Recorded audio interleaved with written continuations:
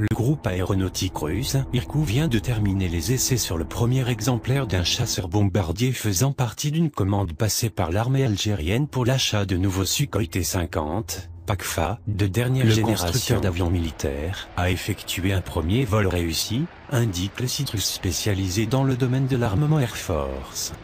Client traditionnel de la Russie, Alger devra réceptionner 14 exemplaires de cet avion, qui renforcera ainsi une flotte, qui fait de l'armée de l'air algérienne une des plus importantes et des mieux entraînées. Les avions de guerre de fabrication russe sont connus pour leur grande performance et leur efficacité, qu'il s'agisse des MiG ou des Sukhoi. Ce sont des avions polyvalents en constante évolution, et dont la haute manœuvrabilité en fait des appareils multirôles redoutables dotés des dernières technologies. Les experts aéronautiques estiment même que les avions russes jouissent d'une supériorité sur leurs équivalents occidentaux de classe analogue.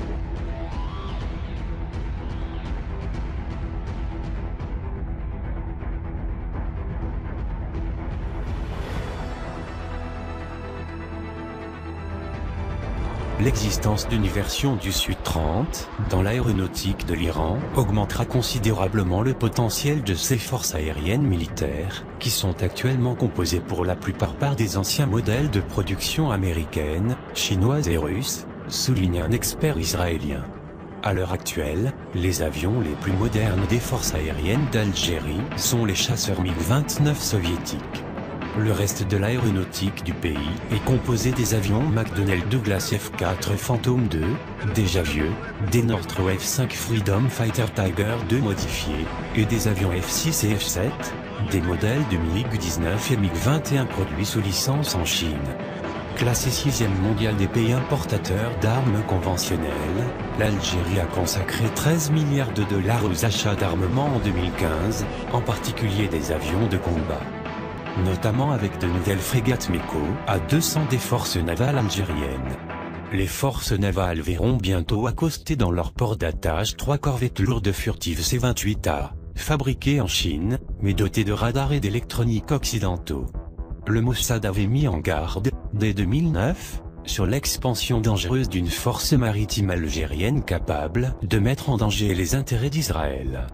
La marine commerciale israélienne représente 68% du commerce extérieur, qui transite via le détroit de Gibraltar en longeant les côtes algériennes à une distance de 185 km.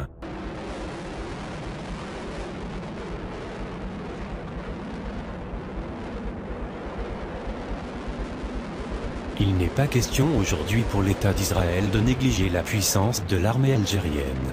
Jérusalem considère l'Algérie comme une menace potentielle non négligeable, malgré les distances qui séparent les deux pays. Ce pays arabe antisioniste est doté d'une armée bien équipée.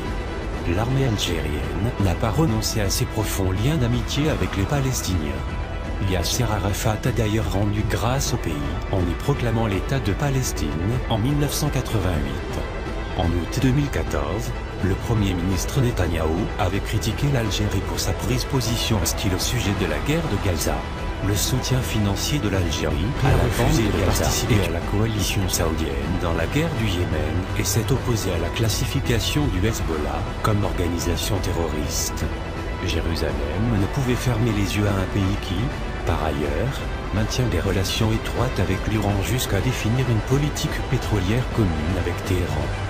Des programmes communs de coopération ont été signés dans divers domaines. L'Algérie est devenue un État redouté et même une cible en raison de son armée forte, de ses ressources minières et pétrolières, et surtout d'une politique extérieure non alignée.